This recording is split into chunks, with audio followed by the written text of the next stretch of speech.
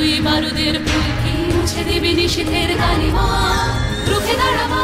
একজন মা হয়ে বলছি, সফল জীবনের জন্য যেমন চাই মজবুত হয়ে ওঠা শিক্ষা, মজবুত চুলের জন্য তেমনই চাই Alopex long and strong hair oil.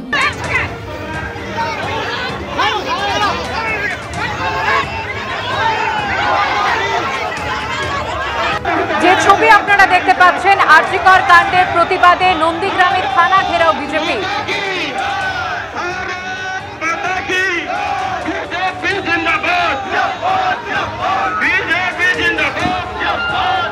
থানার গেট পেরিয়ে পুলিশকে ধাক্কা দিয়ে ভেতরে বিজেপি কর্মী সমর্থকরা, পুলিশের সঙ্গে বিজেপি কর্মী সমর্থকদের ধস্তাধস্তি।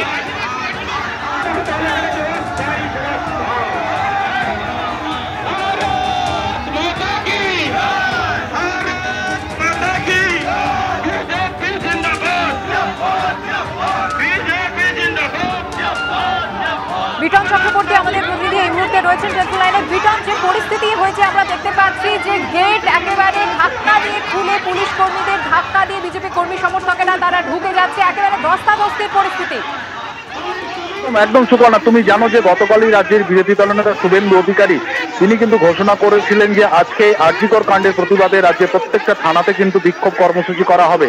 সেই মতন কিন্তু বিজেপির নন্দীগ্রামের স্থানীয় নেতাকর্মীরা তারা কিন্তু আজকে চলে আসেন এবং সেই বিক্ষোভ কর্মসূচিকে কেন্দ্র করে কার্যত কিন্তু মানে একেবারে রণক্ষেত্রে চেহারা বলা যায়। কেননা তুমি দেখতে পাচ্ছ যেরকম ভাবে পুলিশ প্রশাসন তারা কিন্তু গেট আটকে, যে নন্দীগ্রাম থানা সেই থানার গেট আটকে তারা কিন্তু এরকম ভাবে দাঁড়িয়েছিলেন, কিন্তু বিজেপি যে সমস্ত মহিলা কর্মী সমর্থকরা যারা সামনের সারিতে ছিলেন তারা কিন্তু রীতিমতো সেই গেটকে সেখান থেকে সরিয়ে দিয়ে পুলিশকে সরিয়ে দিয়ে তারা ভেতরে ঢুকে পড়ে এবং ভেতরেও কিন্তু পুলিশের সঙ্গে যেটা দেখা যায় যে র্যাফও সঙ্গে মোতায়েন ছিল, তারাও কিন্তু রীতিমতো যারা বিজেপির কর্মী সমর্থক যারা বিক্ষোভরত ছিল তাদেরকে হটানোর চেষ্টা করেন। এই মুহূর্তে কিন্তু বিজেপির মহিলা কর্মী সমর্থক সহ বিজেপির অন্যান্য কর্মী সমর্থকরা তারা কিন্তু থানার সামনে অবস্থান বিক্ষোভ শুরু করেছে।